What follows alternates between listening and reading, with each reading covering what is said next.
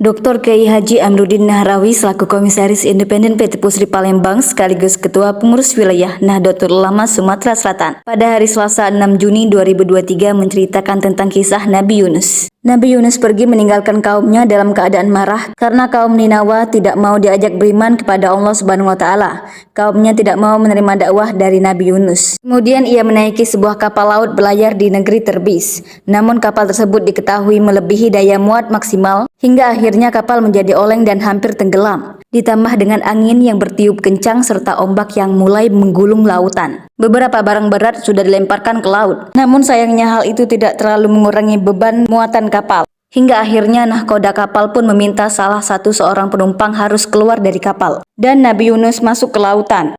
Tiba-tiba datang seekor ikan besar seperti paus menelannya. Nabi Yunus masuk ke dalam perut ikan tersebut dan tidak bisa keluar sama sekali. Allah sengaja memerintahkan ikan tersebut untuk melahap Nabi Yunus dan membiarkannya berada di sana agar ia tersadar. Maka dari itu ikan tersebut tidak melahap daging dan tulang Nabi Yunus. Ikan besar itu hanya membawanya berenang di lautan hingga waktu yang ditentukan Allah. Sebagian ahli tafsir menyebut Nabi Yunus berada di dalam perut ikan selama seharian. Namun sebagian lainnya menyatakan Nabi Yunus ada di perut ikan selama 3 hari. Bahkan ada pula yang mengira sampai 40 hari lamanya. Di dalam perut ikan, Nabi Yunus sadar bahwa ia sudah bertindak sebelum mendapat izin Allah. Maka dari itu ia bertobat seraya terus berdoa meminta ampun kepada Allah Subhanahu wa taala. Nabi Yunus membaca doa surah Al-Anbiya ayat 87 yang artinya tidak ada Tuhan selain Engkau, Maha Suci Engkau. Sungguh aku termasuk orang-orang yang zalim. Setelah memanjatkan doa dan bertasbih kepada Allah, Allah mendengar doa dan permintaan ampun dari Nabi Yunus.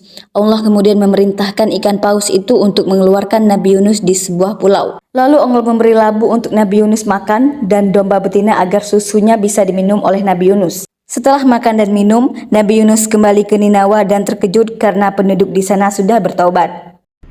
Assalamualaikum warahmatullahi wabarakatuh. Alhamdulillah, bagaimana kisah-kisah para anbiya, para nabi tentunya kita menarik. Bagaimana Nabi Yunus alaihissalam putranya Kan'an tidak menurut, tentu begitu juga istrinya. Nabi Yunus alaihissalam begitu umatnya diberitahu agar supaya menaiki perahu ini, tapi banyak orang yang tidak beriman kepada Nabi Yunus. Akhirnya Nabi Yunus berangkat, dan alhamdulillah pada waktu itu pulau yang namanya pulau besar tentu pada ombak semacam ada tsunami, seluruhnya berhempas. Yang beriman kepada Nabi Yunus selamat, yang tidak beriman ya tentunya tenggelam di lautan ini.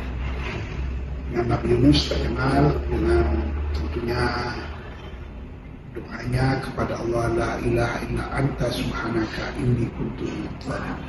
Saya akhiri, wallahul muwaffiq ila aqwamit thoriq. Assalamualaikum warahmatullahi wabarakatuh.